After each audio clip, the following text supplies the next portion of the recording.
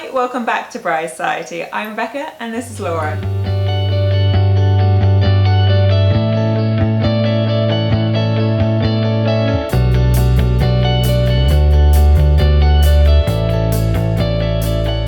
Today's video is one you're going to want to watch and then save to come back to you later, because it's lots of things that couples commonly forget during the wedding planning process.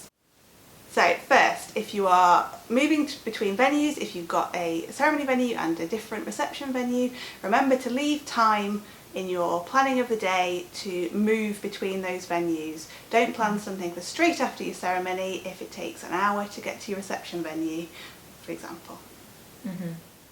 And remember to book some transport if you're moving between those venues.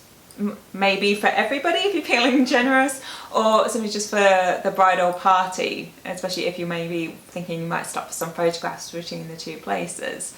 Again, you probably want the other members of the bridal party there, so again remembering to book that transport and transport home at the end of the night. It's really easy to stop thinking at the end of the wedding day, and then yeah, you gotta get home.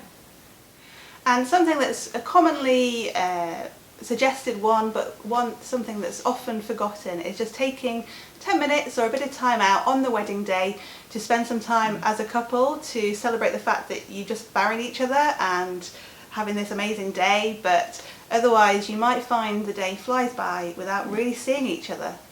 Get your engagement ring cleaned ahead of the day so it's all nice and shiny for those wedding photographs.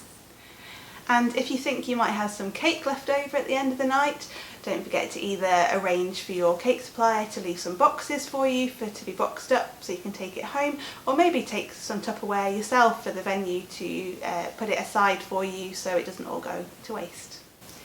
To get some fancy pens to go with your guest book. Reserve some seating if you've got some people you want to put on the front row.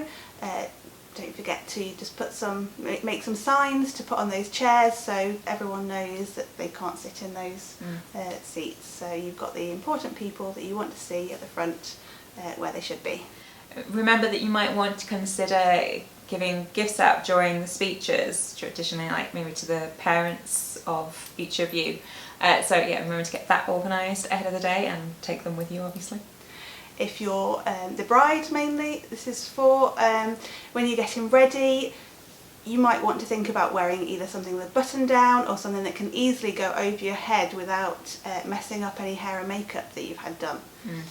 Yes. No tight fitting neckline. No, you don't want to smash it all as you take it off and pull it all out. Or to check with your suppliers whether they need you to supply catering for them on the day, like if they need to be included in your count that you're giving to your caterers. Probably your photographer is the main one to hit up for that, so just remember to check. Don't forget to break in your shoes. There's been nothing worse than wearing your shoes for the first time on the wedding day and they're really uncomfortable and hurt your feet. So yeah, just maybe the week before or a couple of weeks before, start breaking those shoes in. Also think about the fact you might want to get a ring box that's more kind of a presentation box than just the ones that your wedding rings have come in, because it's quite a good photo opportunity to have with the rings and to come out and be held during the ceremony as well, so something to think about. You might be planning on giving some extra buttonholes to people that aren't necessarily in your bridal party or wedding party, but for key people like siblings, maybe if they're not in a wedding party, or parents. So even if they wouldn't traditionally have a buttonhole or a corsage, but you want them to feel extra special on your wedding day as well. If you're having your hair and makeup and things done in your home, maybe ahead of the day to consider where you're going to want that to be done and maybe prep that area ahead of your hair and makeup artist arriving, because, and this is something that I should have considered on the day that I didn't think of beforehand, was that obviously your makeup artist will need good natural light and to be near a power point, like a power supply for all the hair tools and things that are often involved in the hairstyling part, but also that at this point your photographer is likely milling around you, so you might want the setup to be relatively aesthetically pleasing, or at the very least tidy in the surrounding area. So yeah, getting that set up ahead of the day as well, like the day before, so that on the morning you're not suddenly running around trying to like tidy, find good light, a power source. Yeah, that was me. Don't do that. When ordering your dress, allow time to fit in alterations and fittings as well. So if you're ordering from a traditional bridal boutique, dresses can often have a lead time of about 6 months before the wedding. So you want to then add a bit of extra time on, especially if you're getting married in peak time, like peak wedding season, to allow enough time for fittings to get the dress perfect for you. They will be busy, so there needs to be enough leeway for you to be able to fit in those fittings. Yeah, that was also me. Remember to include you and your spouse to be, or whichever way you are on this, in your guest count when giving your numbers. If you've got big plans for decorations and confetti as part of the wedding day, don't forget to check with your venue that you're actually allowed to do everything that you might want to do.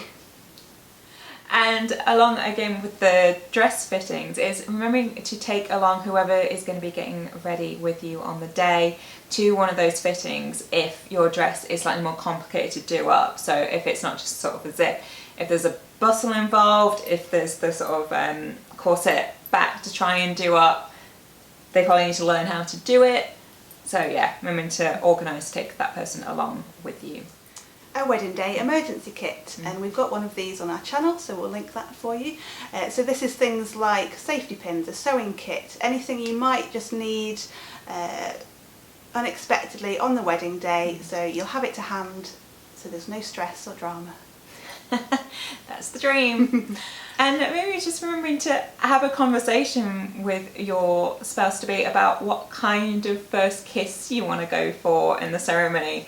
You know, at the same time you know that maybe grandparents are going to be there and all this kind of thing, but at the same time, do you want to like a lame-o first kiss? Like, again, just have a mutual understanding of what that's going to be ahead of time, so everybody is, the two of you are comfortable. Let's say everyone is comfortable, but the two of you are comfortable. Yeah.